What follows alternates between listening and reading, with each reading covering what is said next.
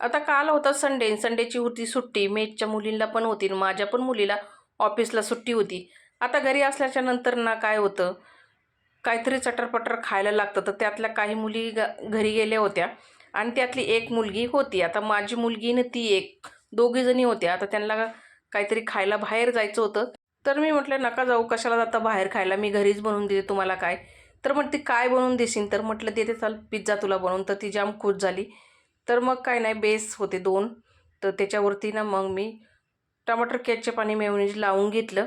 वरतून चीज टाकलं आणि शिमला मिरची, कांदा कट करून टमाटर त्याच्यावरती ठेवून घेतलं. वरून परत चीज टाकलं आणि ऑरेगनो आणि थोडीशी चिली फ्लेक्स टाकून आहे ना बेक करून घेतला.